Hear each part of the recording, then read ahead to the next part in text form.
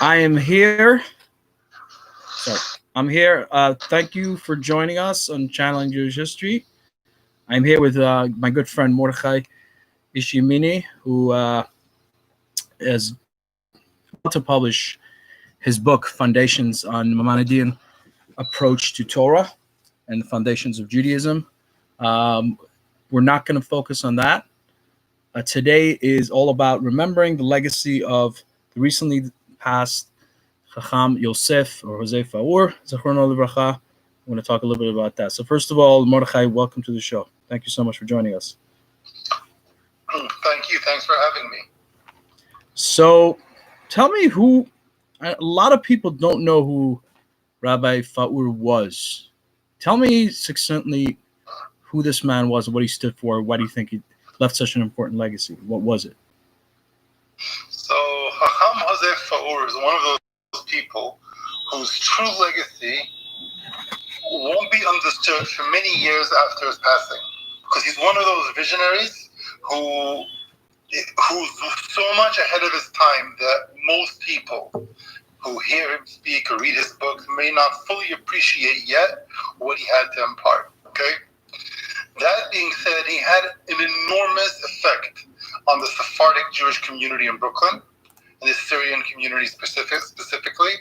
And the effect that he had on that community is it's often overlooked by historians, by community members, sometimes purposely, but most of the time just by omission, mistakes. So the history of Hakham Faur, he was raised in Buenos Aires, in Argentina. And in Argentina, he studied under some of the Chachamim that came straight from Syria to Argentina. So his tradition was the pure Halabi tradition of Torah scholarship, and the way he called it, religious humanism. It wasn't filtered through yeshivot, the Ashkenazi yeshivot. It wasn't filtered through modern institutions. He was taught directly by Chachamim who came off the boat directly to Buenos Aires. And at a time when Limud Torah was not very popular, most of the Jews in Argentina at the time were not observant, and Hamad Suli, Jamil Harari, Aaron Cohen, these Chachamim, and Eliyahu Frewe, today we look at their scholarship, they're considered great Sephardic Chachamim, but at the time, Hakham Faur managed to really get a lot of alone time with them, and a lot of study time with them, simply because there wasn't that much Limud Torah going on, okay? And in his late teens, and he's like 16 or 17 years old, in the 50s, he was accepted into Besmedrash Gavoa of Lakewood, under Aaron Kotler. Okay. And he went there to try to expand his Talmudic study. And Hakham Faur already then, I know him personally, he told me that he was very lucky that the dorm room that he was in belonged to an old maskil. Really? Okay? And wow. it was a house that used to belong to an old maskil, and the house was full of Jewish literature in Hebrew and German and in many other languages. And Hakham at that time was a student of Rav Kotler. They considered him an Ilui. He was friendly with a lot of people that today are considered famous in the Jewish world that people don't know about. He had personal relationships with people from Rav Shlomo Karlbach to Yoel Teitelbaum from Samar. These people that he knew on a personal level. Okay, and he at the time he kind of, after spending a few months trying to get into the yeshiva system of Talmudic study and being accepted as one of them, he came to the conclusion that his Syrian tradition, Sephardic tradition of Talmudic scholarship, is more structured, more organized, and he left the yeshiva world and kind of went back to seek out more of these, from Chalab. Okay? Mm-hmm. So he became a student of Chacham Badi as well, who ultimately ordained him. Now, I don't know how much to get into the details of his life, but what's important to stress is that Hakham Faur is not a modern academic, even though he has modern academic works, and modern academics definitely have what to learn from. And he wasn't a traditional Jew. That's how he lived. That was his mannerisms. He was a Chacham from the old school. He had a chavruta with Sol Lieberman. He considered him as chavruta. Studying Talmud with Hakham Faur, you would hear sometimes he'd mention things he discussed with Sol Lieberman. And at the time, I think he was a Talmud professor or Halakha professor, I don't remember exactly, in the JTS, the Jewish Theological Seminary, the flagship rabbinic school of the conservative movement. And that was a point of contention in the Orthodox world. Hakham Faur's position was, I'm Sephardic, we don't know about conservative Orthodox reform, we're not involved in this Ashkenaz denominational thought. Bet Midrash Rabbanim or Jewish Theological Seminary is a good place to study Torah, and I'm not involved in the politics, plus this is my profession, this is what I do. And he taught there at the same time being a rabbi in the Syrian community. And it's important to note also that when he came in the 70s to Brooklyn, the Syrians in Brooklyn were not, I don't want to spit into the well that I drank from, but the Syrians in Brooklyn at the time were probably something like 90% B'chalei Shabbat. If you went to a Syrian shul, people would come to the Knesset for early minyan and then go to work. Okay? What year are we talking in? 60s and 70s. Okay. All right? Okay. Hakham Faur was one of the first people to gather up the children and make like a kitab and study with them and teach them and kind of bring them back to religion. He was actually the first Kiruv guy in the Syrian community. Ad kedei kach that many of the rabbis that later turned on him and became his opponents because of his falling out with the Haredi establishment were his original students. He used to go to the parks, collect them from playing basketball or handball with the non-Jews, bring them to the Bet Midrash and teach them Torah, and they'll admit, some of them in private admitted to me that yes, Hakham Faur was the one who introduced me to the Limud Torah, you know? So that's the effect he had on the Syrian community. It can't be overstated that the later resurgence of Torah, and there was a time in the Syrian community where you didn't have Sephardic rabbis really, right? There was a time when they were hiring Ashkenaz rabbis. Hakham Faur was really responsible for bringing Jewish scholarship back into that community and kind of being the karev those youth. You know? Right. Anyway, the story sounds nice, but it didn't end well because Hakham Faur was very traditional Sephardic, and he's very close to Harambam, very Maimonidean in many ways, and he wrote articles promoting the Maimonidean tradition, the way he saw it as, authentic Sephardic Gaonic tradition. He found himself at loggerheads both with the religious establishment by Ashkenazim as well as by the Sephardic religious establishment, which was kind of getting its own bearing, getting its own power base and so on. Hakham Faur's articles were considered very inflammatory. I don't know if you've read his famous anti-Maimonidean demons or his work. They were considered very inflammatory. It started, even though he was a rabbi, he was teaching, and they gave him his own knesset. They ended up putting him in cherem. Yated Ne'eman came out with the complete war, like an all-out war against him. They had Hakham got involved. Rav Shach wrote against him. One of the Teshuvot in Yabia Omer, if I remember correctly, is obliquely referring to Hakham Faur, that he shouldn't be a rabbi in Sharei Tzion. But on the other hand, Rav Meshash from Jerusalem and Chacham Mordechai Eliyahu, who was chief rabbi, defended Hakham Faur, and a Beit Din was set up for this. There was a lot of controversy. What ended up happening was that Chacham just left. He went to Eretz Israel. He headed the Talmud department for a while in Bar Ilan, and then in teaching law in Netanya University, and that's where he stayed until his ultimate passing last week. You know, and he left us. So that's a little bit of background on who Hakham Faur was. He's a remarkable, unusual man in so many ways.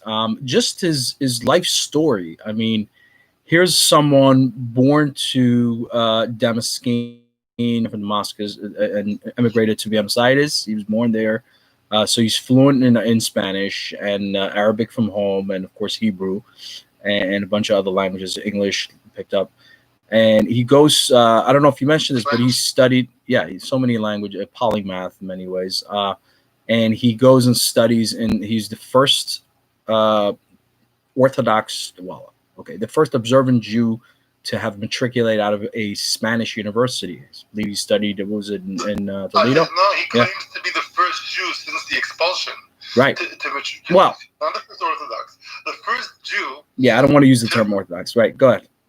No, the first Jew in general, because since the expulsion, no Jew has been to Barcelona. No University. Open Jews. I mean, you know as well as I do that many Jews stayed behind in conversos and so on and so forth. I mean, there were Jews in Spain that trickled in, but I don't know. Yeah, okay. I mean, just this whole life story is just so unusual and fascinating. Where he ended up, the people he met, and just the amount of energy that went into his work, and the amount of writing that he produced, and he created a family. He wasn't a loner in that sense. He was part of the community. It's beautiful. I was watching the Ariyat yesterday on WhatsApp, on Zoom, and it's just beautiful to see that he created exactly like what you said, banim u'bnei banim, and they're all so committed and attached and proud. And my question is, I don't want to focus on negative because I don't like to focus on negative, but here's a person who in some way created a lot of controversy in his time, to the point where even today there are many, I would say, people who don't want to mention his name or don't have nice things to say about him. I mean, obviously, again, I don't want to focus on that, but why do you think someone like him, who was so talented and so learned, and everybody has to admit, even his detractors, why did he arouse so much of the anti-ness? What is the yeah? It's hard for me to answer that question because I'm a personal student of his. It's hard for me to look at these things objectively. I get a little bit emotionally involved because I witnessed people in various rabbinic establishments either not only setting him aside and ignoring him, but humiliating him, putting him down, trying to keep him as far away as possible from influencing the community. Well, the answer I would give is that Hakham Faur had a vision of a community, of a Sephardic community that was very different from what we think of as Sephardim today. So when we think of Sephardic people today, we think we have a certain stereotype. What he saw in his tradition, the Sephardic culture and civilization that he was promoting, was so different that it would have caused a lot of people to lose their jobs, lose their influence, lose their position in power. So they were kind of forced. They were put in a situation where they had to fight Hakham Faur or risk having the community become a community. There was no room for them. Certain type of rabbis simply would not exist if Hakham Faur became the most powerful influence in the Syrian community. Yeah, I mean, on there's no doubt when you look around and you ask the old timers, not me, I don't mean that to say that in any disparaging way, God forbid. A lot of them have tremendous respect, and even many. I mean, there is overall a tremendous amount of respect for and ha'adacha for someone like Hakham Faur among all the circles that knew about him, and many of them won't admit it openly because of all kinds of fears. The fact that he was outside the box, he was a very outside the box kind of person. Someone went against the grain, maybe had a contradictory personality to him also, which made him seem very complex and hard for people to understand. Egos kashe lepitzuach, as they say in Hebrew. People didn't know how to handle it. Definitely, yeah. There was another. I'll give you an example. There was another element. Like I was a student, right? Right. So the way studying from Hakham Faur was like going into a portal in time. You felt like you're studying with a Geonim. You felt like you're in a different world. And one of the things that made it unique was, at the beginning, if you met him on the street, he was kind and he was humble. He was Tamid Chacham. He was very open to you. But once you came into his inner circle and you're studying Talmud with him, he was merciless.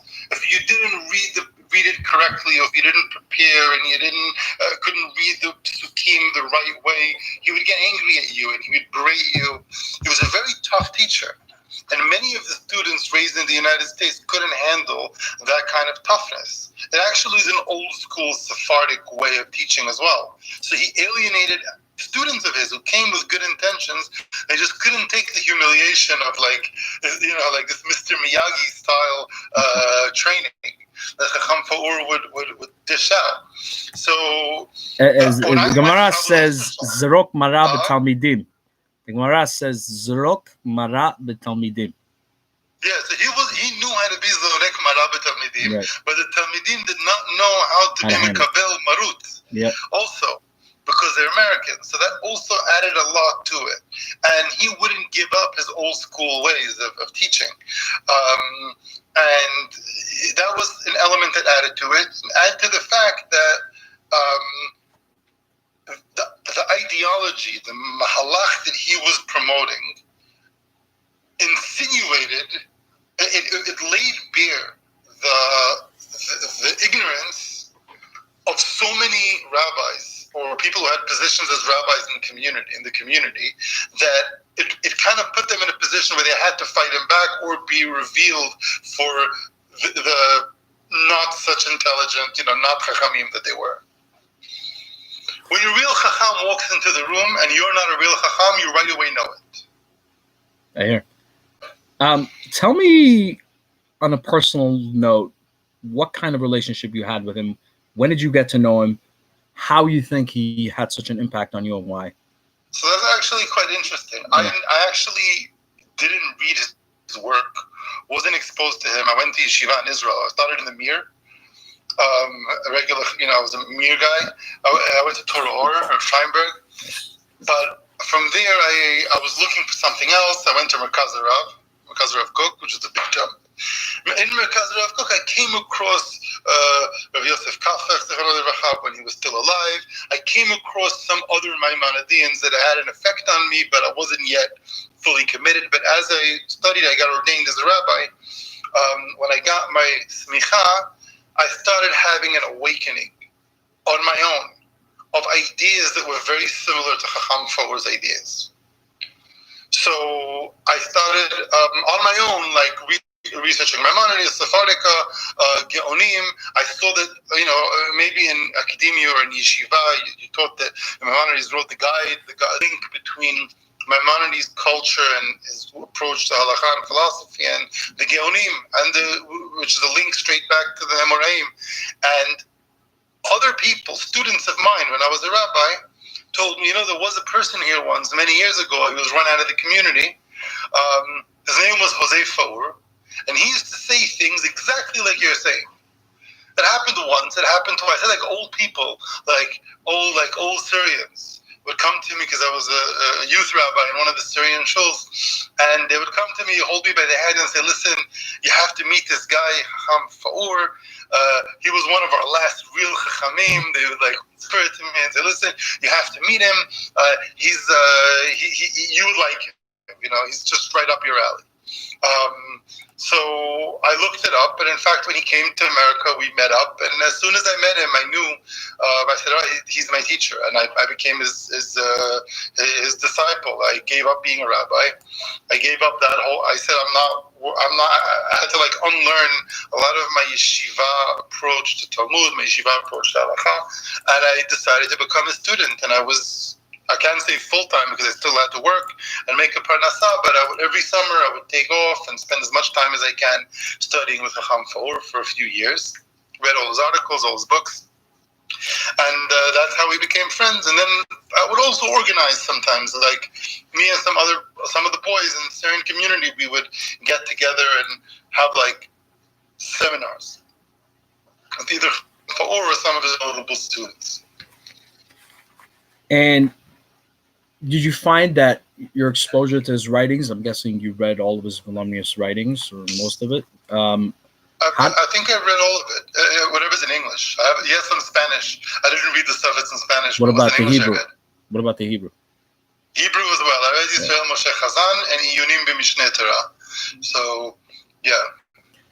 How do you think his works have influenced you, and how does it rearrange your entire Weltanschauung, if I may use that word? So it completely transformed every single page of Gemara that I open, every word. Give me a tangible example of something you I'll give you a principle that you and the listeners will be able to apply to any sugya, and it would make the experience of studying Talmud different.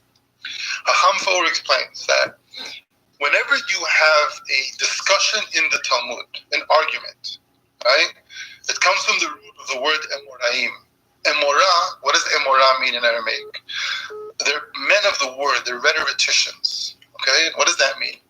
An argument between Ravina and Rav Ashay, or Abaye and Rabbah, are not arguments in logic of what the truth of the law is. They're not descriptive of what the mahut of the halacha is. They're prescriptive of what Chazal wanted the law to be. They're generating law at the time. You use one of the 13 midot of Rabbi Ishmael to make your argument, but those midot are not logical arguments. They're just how you're going to phrase your argument. And the decision is based on nimnu v'gamru. It's based on a vote. It's not based on a logical discussion. So you convince the tzibur, the people in the Bet Midrash. It's run like a Bet Din. He treated the whole Talmud as Bet Din HaGadol, and he proves from Maimonides that was the view of Rambam, that was the view of the Geonim. And you don't have to constantly search for logical truth in the Talmud, because the Talmud it's what Chazal wanted it to be, not what the truth of the pasuk really is. Wow. So some people would call that a radical approach, a radical reinterpretation. I was actually reading your exchange with Rabbi Katz in the Judaism Flame group. It was very interesting, and I hope you will continue posting in that group. We have one more round, one more back and forth. Yeah, I mean, hopefully this is just the beginning of a much longer thing, especially once hopefully you get your book published, and maybe you want to say something about what this book is coming to is going to come to be Machadesh. Let's focus on Chacham right now. Right. But regarding the Talmudic approach, that was one example that completely changed my view of Talmud. But I can give you an example in halakha, a halakha example that anyone can understand and can take home with them. There's so many examples. Like, which one am I going to use? Okay, for example, we have a mitzvah in the Torah of Chotim Ches Zecher Amalek, right? Yes. So you have to wipe out the remembrance of Amalek. But then the same pasuk says, Chotim Ches Zecher Amalek, Mitachad HaShamayim Lo Tishkach, right? So people ask ethical questions. Are you going to wipe out all people? That's the one question. The other question people ask would be, okay, let's say we're wiping out a people. As hard as that sounds, but why would you have to remember a people you wiped out forever? Like, if there's a mitzvah, and then there's a technical problem, like in Sefer HaMitzvot, again, everything comes down to the fundamentals. A halacha that's not ledorot does not get counted in one of the 613 mitzvot. It has to be an eternal mitzvah. Like building the Mishkan is not one of the mitzvot, even though it's a commandment, right? So if wiping out Amalek is something that finishes at some point, then that mitzvah simply doesn't belong in the 613 mitzvot. Why is it there? This is like one of his questions, and the answer that he gave is very insightful. He says, "Look, Amalek is not a mitzvah to wipe out an entire ethnic group. There is no ethnic group Amalek. You see in the Talmud, they'll attribute the term Amalek to various enemies of Am Yisrael. Amalek is a classification that the Bet Din gives to a certain type of enemy that doesn't have any grievance with us. So let's say you have a group of people in a nation. We're not fighting over territory. We're not fighting over resources. You're going from Misraim to Eretz Yisrael, and Amalek is not in Eretz Yisrael. They're not in Canaan. They decide to attack you. So that classification of enemy that's mindlessly attacking you just to kill you, the rules of war don't apply to him. You know, that was like one of his like I don't remember in which book he wrote it. I think he mentioned it in the appendices in Horizontal Society. But this is one of his halachic takes, very typical of Faurian halachic take. He also was a proponent of following the Mishneh Torah conceptually, not blindly, not following every halacha in the Mishneh Torah, but the Mishneh Torah is not just laws; it's also concepts. It's also a legal approach, and he always was a proponent of applying Rambam's legal approach, and it would take you always to the best conclusion, like the best practice. By the way, in what way, if any, was his approach different than Mordechai Kappa? There are a few differences. So, me being an aficionado of both, you're asking me the right. That's what I'm asking. You mentioned him. Okay, so the difference would be, first of all, culturally. One is from Sana, and the other one is from Damascus, Aleppo. So already there's different culture, and there are different cultural pressures on these people, different communal needs that they're answering to. But the fundamental difference was that Mordechai had one concern and one focus, which was the Zohar and mysticism. He considered the Zohar to be idolatry and wanted it stamped out of Judaism. He thought that we needed to cleanse ourselves from that, from the effect of the Zohar. He thought it was Christian ideas that came back into Judaism, and he wouldn't rest until the Zohar was wiped out. That was his goal. Now, his secondary goal was also following the Rambam and everything, following the Mishneh Torah.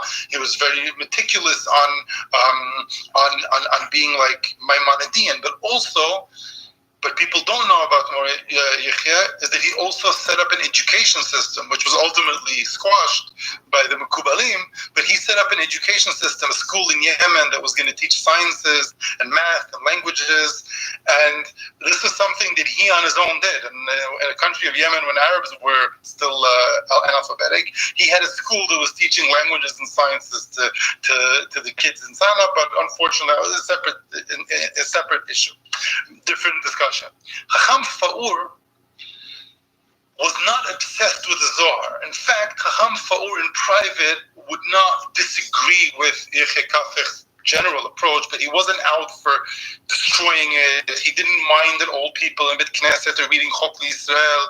His Syrian affinity was very strong, and even though he wouldn't be, God forbid, promoting theurgy or any sort of Zoharic influence on halacha or anything like that, but he wasn't really bothered by the Zohar as much as the Dardaim were. And his students, on the other hand, like myself and all the other students, we all hated the Zohar. But he would always kind of calm us down and tell us, don't be so obsessed with it. It's not the most important thing.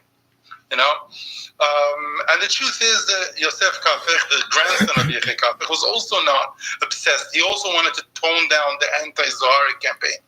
So that would be the main difference between the two. Otherwise, there are a lot of similarities. They were both very educated, very humanist, They both were Maimonideans.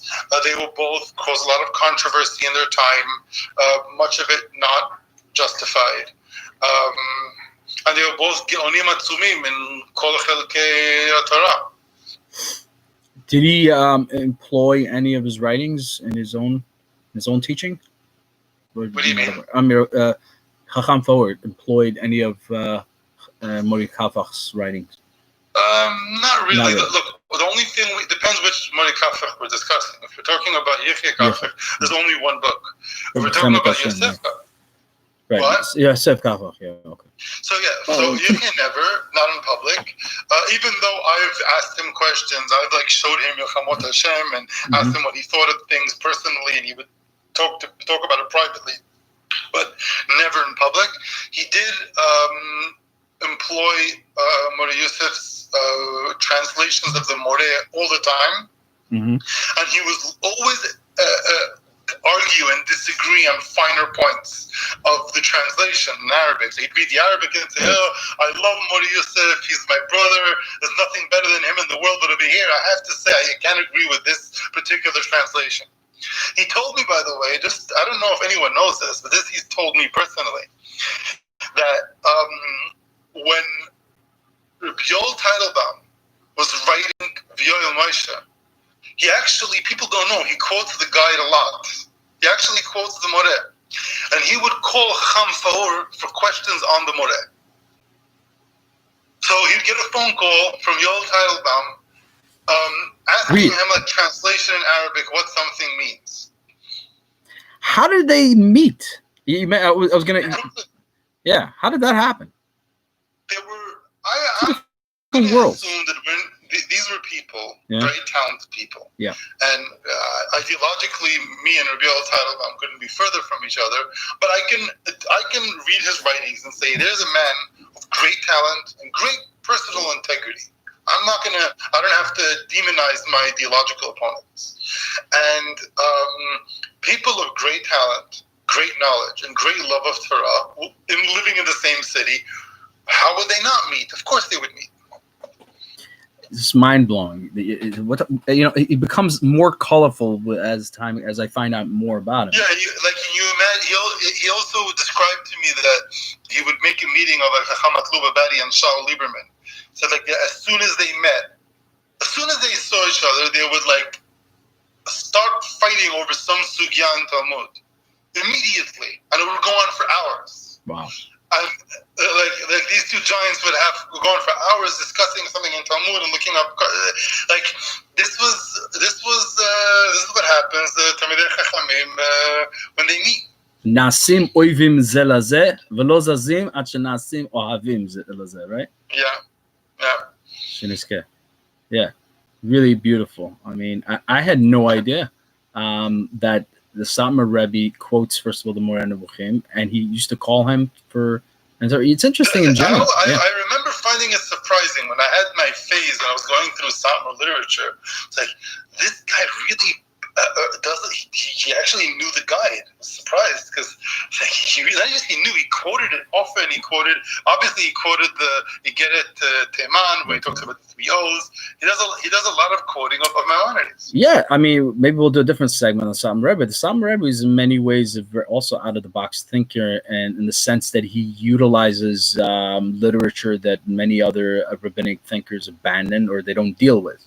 So in general, very diverse approach. Very diverse approach. So just to go from a tangent for a second, Yaakov Dweck, I'm sure you know about, wrote a biography of Rabbi Jacob Sasportas, right? Yeah. The greatest anti-Sabbatean in his time. And he mentions how the tract that he wrote, wherein he attacked the Sabbatean movement, Tzitzat Novel Tzvi, was utilized most famously by Rabbi Jacob Emden, who considered himself his successor, both ideologically and otherwise, and then by the Satmar Rebbe in his campaign against secular Zionism. Against Zionism. Yeah. Yes. So that's against all Zionism, not just secular Zionism. Right. All exactly. Absolutely true. Zionism could have been religious 100%, and it wouldn't have changed anything. Yeah. In fact, you might say especially against religious Zionism. because that would be a good parallel to him. The Shabtai Tzvi movement would be a good parallel to him for between that and the religious. Well, I want to put to rest Yeah. the question if Hakham Faur was a Zionist or was he an anti-Zionist? Sure. Was he left wing? Was he right wing? Go ahead. We'll put the rest because I know online there's other fellow students that look.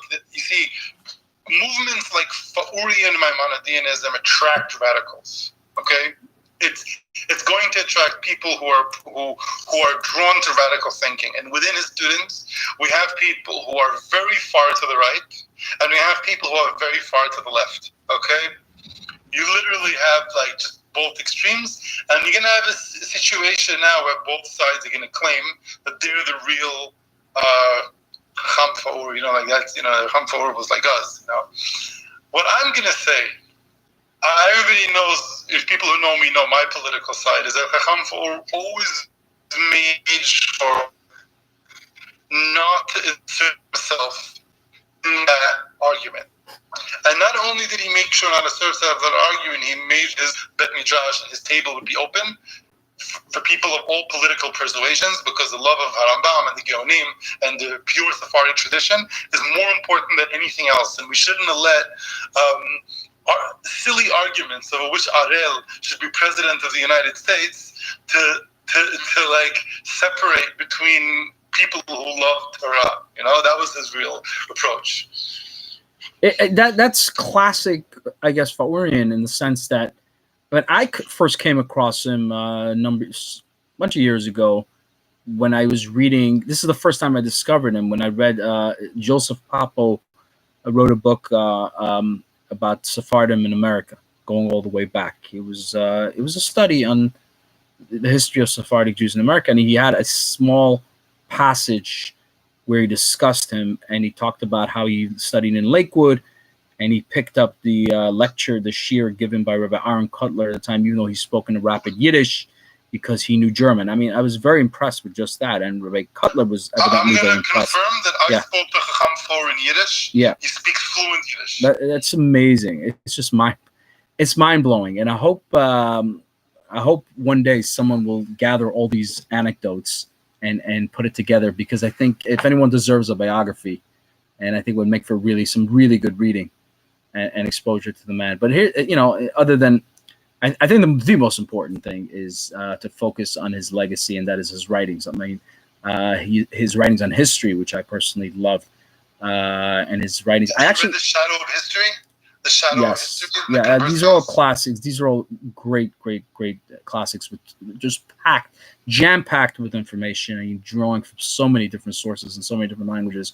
I mean, Ish Eshkolot, a person who had so much knowledge, and I appreciated that aspect very, very much as a lover of Jewish history myself. And I was going to get to something specific, which was that,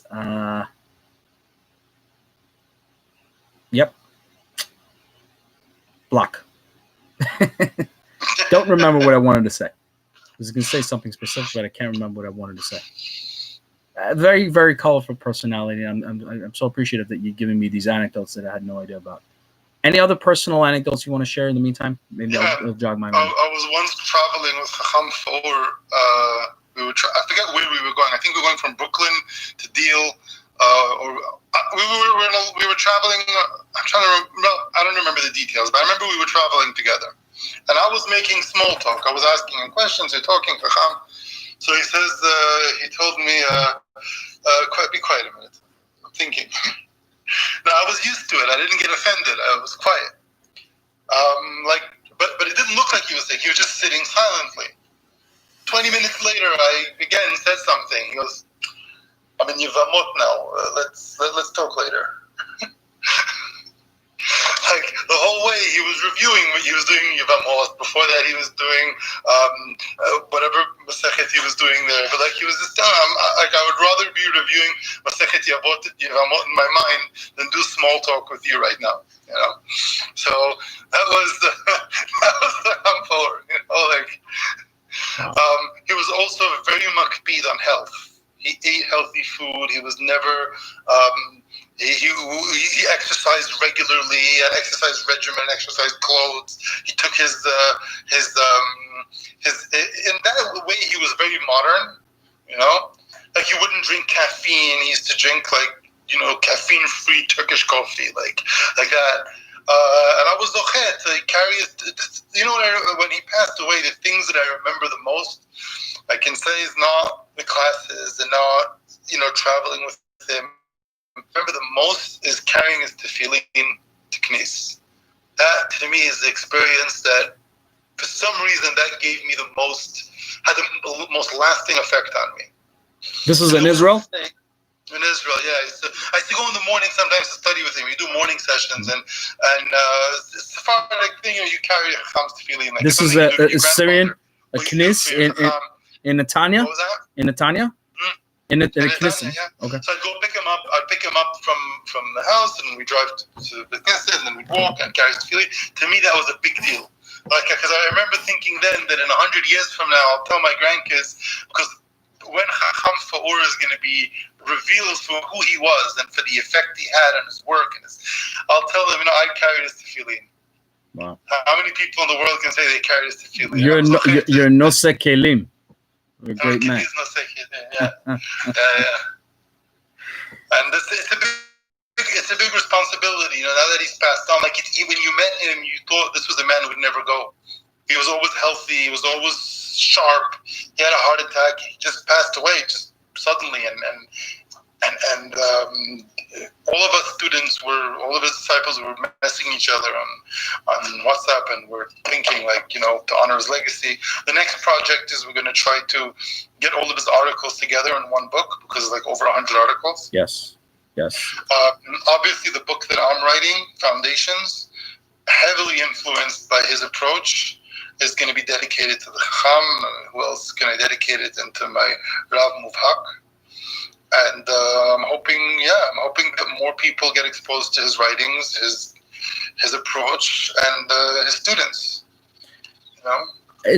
I was struck by something you said, by something that you mentioned that he said, and that is that some things are not worth getting too worked up on.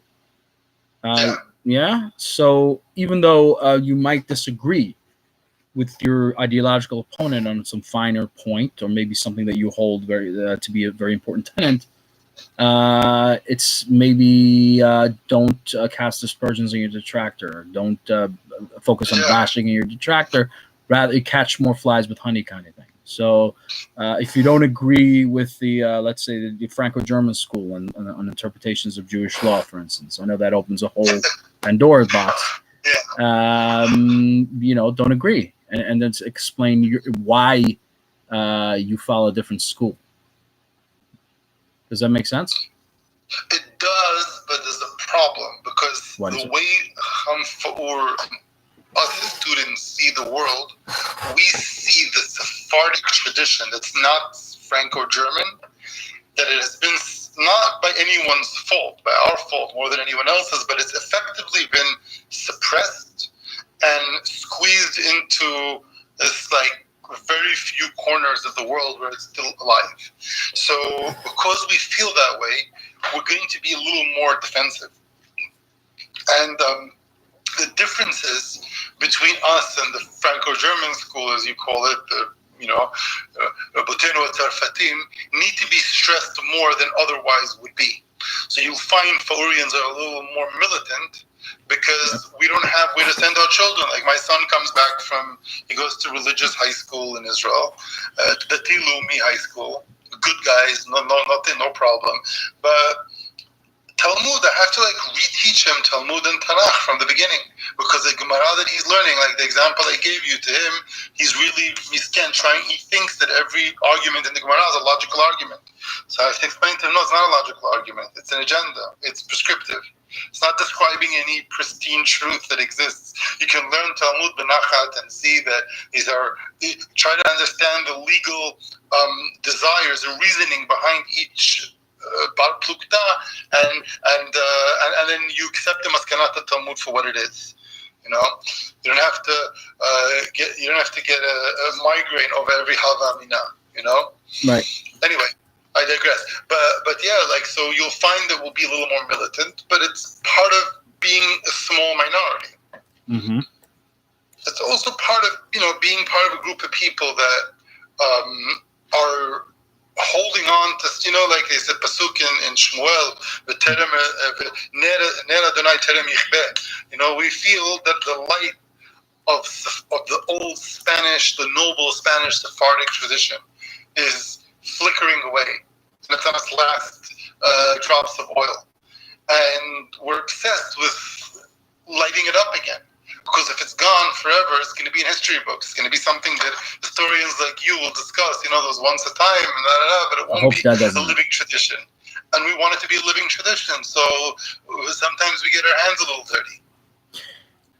Yeah, I mean, it does. It makes a lot of sense. I want to ask you, as someone who knew him and had discussions with him, did you detect any changes or maybe a softening of the approach as time went on, and maybe changes in thinking and opinion? No. What changed? Look, I only knew him from the year 2004 until now. 2005, 2004 is when I was introduced to him.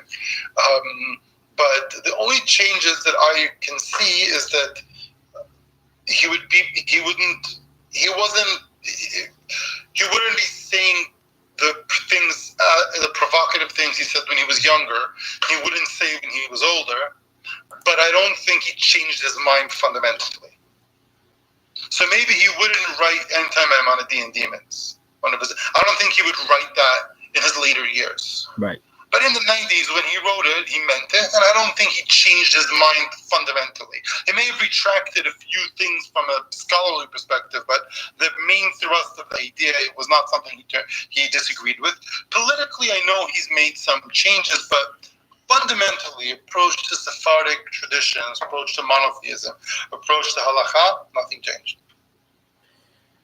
Well, if you want to add something about your book, you're more than free to do that. We're going to wrap it up. Yeah, my book is first of all, I need you to take a look at my book too.